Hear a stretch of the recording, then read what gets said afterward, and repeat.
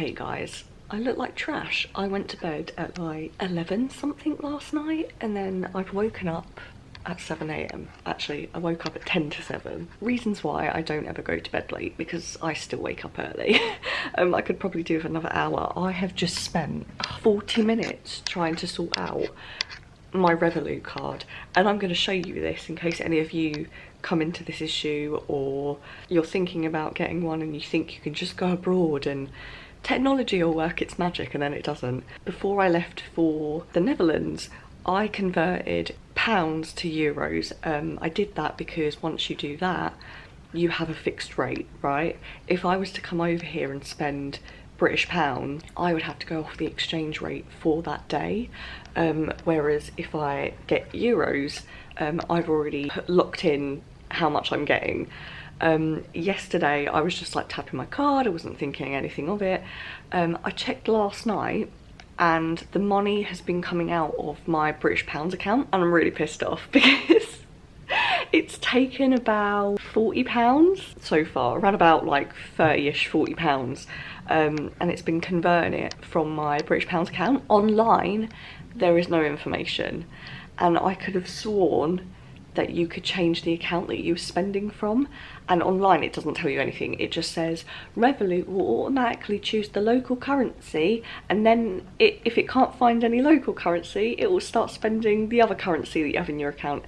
That's a fucking lie. It will spend your own currency, because I went on Reddit and someone else said that they had Thai, is it Thai baht, and they had converted that before they left, paid for a hotel, and the hotel money had come out of their own currency and been converted at the time that they bought the hotel. Really fucking annoying, because I'm trying to save as much of my British pounds as I can for future trips, and anyway, I'm just annoyed.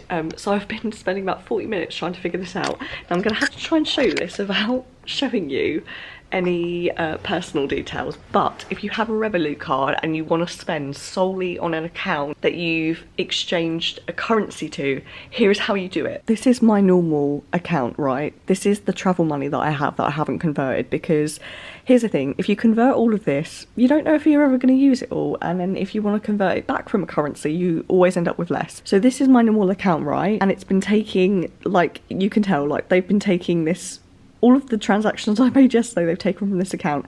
So what you do is you go up here to this sort of card like thing, right? I'm covering this because there's numbers on this and I don't know whether it needs to be covered. Right, this top one is your disposable one. That's, I think, if you just lose your card or something. So you want to click on your account that's there. That's your card, right? And then from there you want to go to settings, and from settings it will say spend from. You want to click on that. And then, as you can see, I've got British pounds, that's my usual account. And then I've got the euros, which is the money that I exchanged from pounds. Well, you want to click whatever you want to spend money from. You can also spend from crypto, if you like. But I want to do euros. So hopefully today, it will only come from my euro account. I think when you run out of balance on that, it'll end up coming out of your other account. Anyway, that's just in case anyone was interested. I'm super annoyed that that happened. That is just such a sly way of like putting a setting, like, and they don't put it on their website either. They just say, oh, we'll convert to the local currency. You don't have to worry about anything. No, you do. You really do, because they won't use the local currency. And apparently if you go and talk to them online, they won't help you. Because that's what the person with the Thai baht said. So there you go, the more you know. Anyway, good morning. Hopefully it's going to be a good morning. I think it's supposed to be sunny and cloudy today and no rain. I was thinking about last night what I want to do today, and I'm thinking I might hit up the Coco museum. I've been looking online because I didn't actually know whether I had to book it or not, and some people said that, well, at least one person said that you didn't, and then online it says that you do, and now I'm like, do I, don't I? Like, I didn't think I had to. I don't really want to book because I don't want a time to have to go in there, but I might go there today. Oh, and I want to hit up the Hoxton Hotel. So in Hoxton Hotel's entrance they have a photo booth. It's a vintage photo booth. I really want to go do one because they look really cool, and also memento for the trip. So I'm possibly going to do that. Okay, I'm literally about to leave. As you can see, I actually have a full face on today and I'm very happy about it. I feel more like myself. Probably went OTT on the blush. The brushes, by the way, if you have the money to like buy decent brushes, don't buy the Primark ones. They're not good. The bronzer brush is so stiff and the blush ones are too soft, and none of the brushes actually hold on to the product. It's really frustrating, but I'm literally just trying to make do with what I've got. Unfortunately, Morphe doesn't exist here because Morphe closed all of its stores. Not only, I think in the whole of Europe. I don't know about America, they might still be going. I think they're online, but I highly recommend the Morphe brushes. They're worth it and they're not too expensive. But the Primark one's not worth it. I'm just having to make do. Anyway, outfit of the day, very cash today because I've got the Anne Frank Museum in the evening. So I've got, hang on, if it focuses, the lighting's really bad because the window's behind me. This AC/DC top, which I got a couple of years ago from H&M. It's just oversized. I've got it like tucked at the front, millennial tuck. These shorts are from Pull & Bear. I got these this year. I can't remember what type they are. I think they're, I don't know what they are. I feel like they're straight leg shorts. And then obviously my shoes for the trip, which are my Converse, which have been super comfy and haven't given me blisters. For some reason, these Converse kept giving me blisters, and I don't know why, because it's like the first and only time I've ever had that with Converse, but these are the platform ones. So anyway, that's the fit, very casual. It's supposed to be dry all day, hopefully. Okay, my plan is, sir, excuse me. My plan is to head to the Hoxton Hotel first and find the photo booth before I do anything else, whilst I actually look decent and I haven't sweated off everything. And then I'm probably gonna head to the Coco Museum, and then I might head to get some foodie bits, either from Chun if I fancy it, or Frable Fritz, which is like a fry place, or chips if you're British, and they put stuff on top. So that is the plan for today. Feed the birds! Oh my god, it zoomed in. Why was it zoomed in? What the fuck? Clearly I do not know how to work technology. But yes, as you can tell, I'm now in Amsterdam Central, and my fringe is doing things that I don't want it to do. I'm not going to stand over there with pigeons because even though I'm not terrified of birds, I don't fancy a bird landing on me. The parakeets are different. They're different. They're like small and cute and you get like little feed. I don't fancy having a Mary Poppins moment, even though I love Julie Andrews. Absolutely love her. Although, I forgot to say this, there was something in the Sex Museum yesterday. It was like a little musical like box thing, and apparently it plays Edelweiss. Obviously it's in a like box, so you can't really like hear it or whatever. You're just gonna have to imagine what that does. It's two people and they move to the sound of Edelweiss, and it might have actually ruined the Sound of Music for me forever. Okay, so I did go to the Hoxton. When I got there was a queue.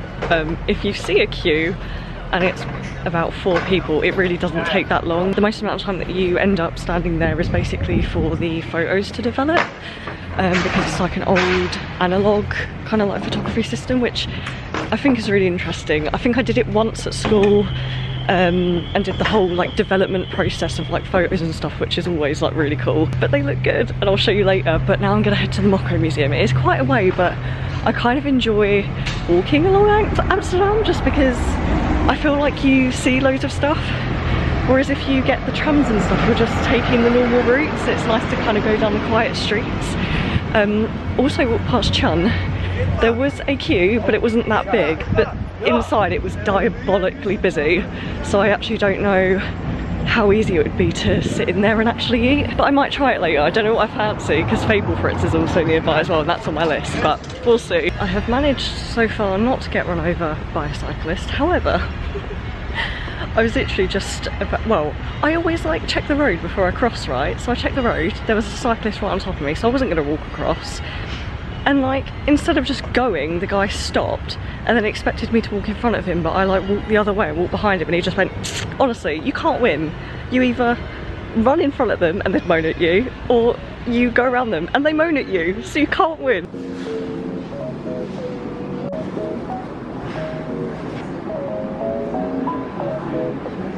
I'm going to call mine Doris.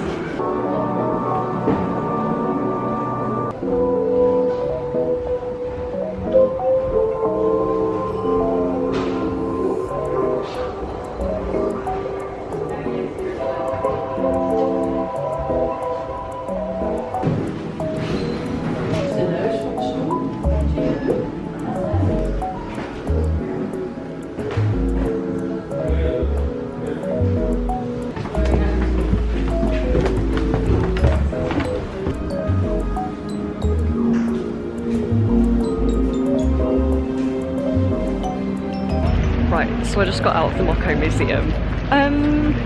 Some of it I liked. I mean, the Banksy stuff I really love. I really enjoy Banksy. The hilarious thing I find about artists like Banksy is like he's very much for the working class, and then you look at the artwork and then it's like on loan from a private collector who's probably paid thousands if not millions for it, which I just, you know, doesn't that go against the art? I mean, I think that was why he shredded his artwork once, which I find hilarious, and I absolutely respect him for that. Yeah, some of it I liked, and some of it I was like, because I am one of those skeptics. I sometimes see modern art, and I'm like, is it art though? I mean, there was like one, and I took a clip, and you would have seen it, and I'm like, a 5-year-old could have done that. So it's a mix. I think it's worth doing. I think a lot of people go in there for the like interactive art because there's like a room full of mirrors and stuff, which is really trippy. I wish I had my camera out at the time. There was an American dude that went into the room, and as he walked in he was kind of going like that, because you go in and it almost looks like you're going to walk into a wall, and I saw him do it and I sort of smiled, and then he looked at me again and I went, I've been doing that too, and then we both had a laugh about it, which was nice. But yeah, I'd say 50-50. I think probably maybe do it once if you're into art or you want to go into the like interactive rooms or whatever, but it's one of those, art is subjective, and is it necessary to do it? Probably not, but if you've got enough time here, then I'd probably say maybe do it once.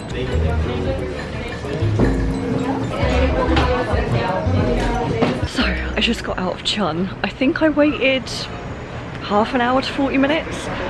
For anyone who is a little anxious like me and you've been searching up like places to go and all that and you're really unsure, when you get in there there's like very little seating. There is another one, and I thought I was going to that one, and it turns out I think I went to the old one. There's a new one with more seating, but the old one has like, I don't know, like maybe 6 tables max. But what they do is when you order they say you eating in, and if you say yes, they put you on a little list, and then as soon as your number crops up and then a table comes free, you are then able to like sit down, and that's kind of like the system that they use. So for anyone who's like, oh my god, I'm not going to be able to sit down or whatever, like, it's not everyone has to fight for a seat. There's a system, which is nice, so in case you're wondering. And also, was it worth it? Because obviously it was one of those hyped places. Oh, there's a woman over there with a wedding dress on, that's cute. Yeah, if any of you are like, was it worth it?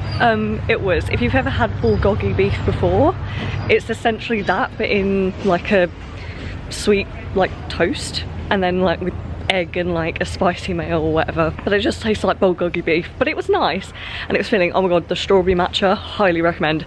Tastes like a strawberry cheesecake. Very worth it.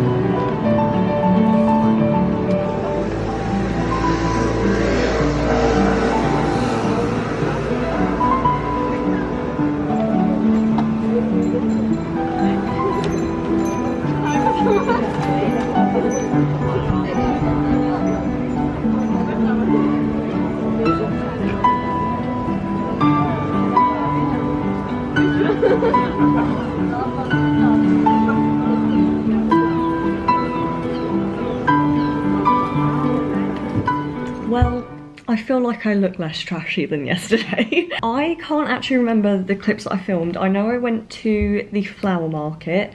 Whilst I was also at the flower market, by the way, the flower market is like a floating flower market. You don't feel it float or anything, but they are on boats, and supposedly it's because it's like a reminiscent thing of the time when all of the flowers used to be transported via canal. I went there. I also popped into the English bookshop because I knew that they had mystery books, like, so they had books with very vague descriptions and they're like wrapped, so it's like blind date with a book. I didn't really see any that took my fancy, and I know the whole idea is that you're not meant to judge them, but there was none that jumped out at me, and the young adult ones just sounded too familiar to things that I'd already read. There was one that I was very intrigued by that said like found family, mysterious plague, but then I feel like that sounded like something that I've read before, like almost like Hafsa Faisal's book. I don't know if that had a plague in it though, but I didn't want to buy it, and then it was already a book that I knew, and I was going to get one and then do a video on it. Anyway, as you can tell, I'm back at my room. I went to the Anne Frank house, amazingly managed to hold my tears in. The past couple of clips you saw, basically I bought the introductory program. It runs for about 30 to 45 minutes. It's basically, it gives you all the information that you possibly already know. Maybe it will introduce you to some new information. I think it works out about €5 or €7 extra, and honestly, I'd recommend it. There's some things in that room that you don't necessarily get to see in the rest of the museum. Like, there were some original bottles of like the, I don't know what you'd call it, it's basically the stuff that Otto's warehouse would make to make jam, and they would like distribute it everywhere, but those are the original bottles and they actually have the original contents in them.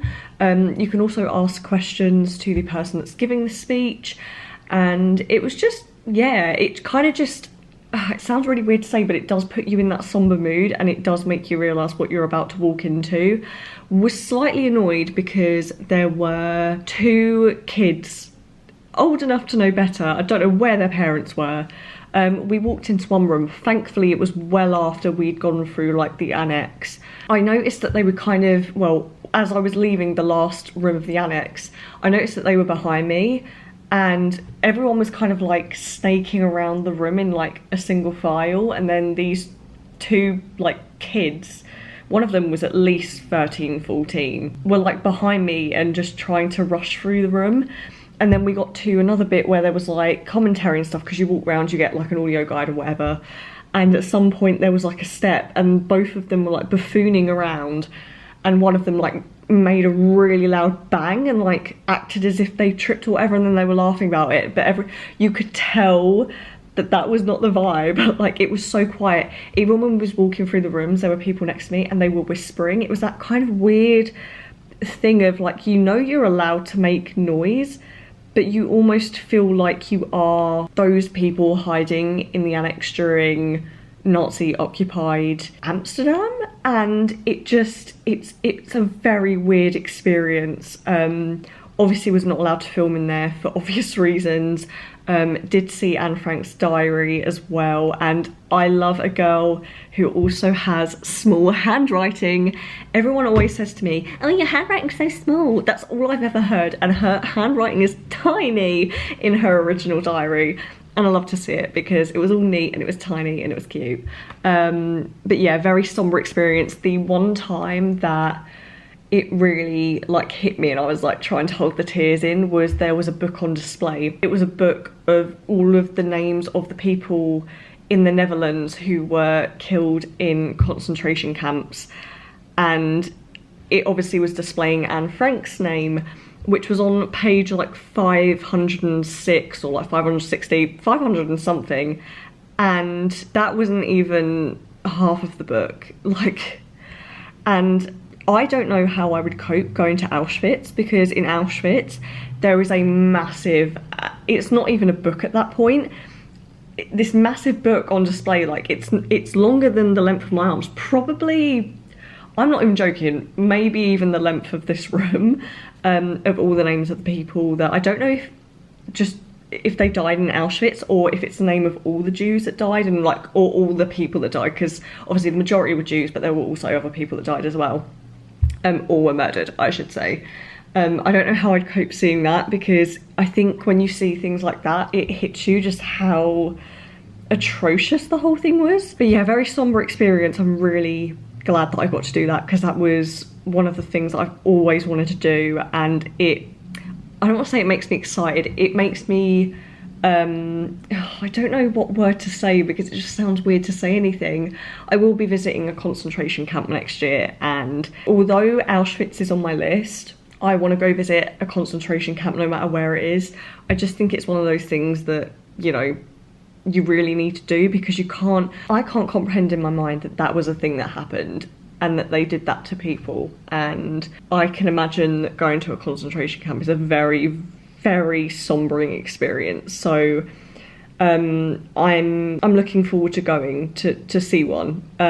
Anyway, back at the hotel, it's really late. I said I wasn't going to go out into Amsterdam late at night, but my Anne Frank Museum visit, I think I got out at about 3 minutes past 8 when I checked, and I was like, oh shit, that's later than 4, so I went in at 6:15. So I was in there for a good while, but you need to make the most of it. Like, you know, it's a small place. It is now, that's my purse that has fallen on the floor. It is 20 to 10, so I'm gonna have another late night. Obviously didn't want to eat in a restaurant, so I went to where everyone always goes for gourmet food, McDonald's. I just fancy a hamburger. Love the fact that you can just order on machines. I love that. Reasons why you need a Revolut card, or just a card that you can put currency on, because it's so much easier. The one Dutch thing that I did get from Mackie D's, this is a stroopwafel McFlurry. I'm not gonna lie, I've been thinking about it ever since I knew that they did it. So I got one, and it's gonna be soup by the time that I eat it. The only thing that I don't understand, and maybe there is someone on here who is from the Netherlands or from Amsterdam, the drink situation. I couldn't order a large drink. Okay, so when I ordered a hamburger, okay, I have to add context here. When you order a McDonald's, like say I go and click hamburger in the UK in McDonald's, it will then tell me, do I want to make it a meal with like fries and a drink? They don't do that here. You click hamburger, it gives you a hamburger and a drink, which I don't understand. Next thing that I don't understand, you can't order a different size drink.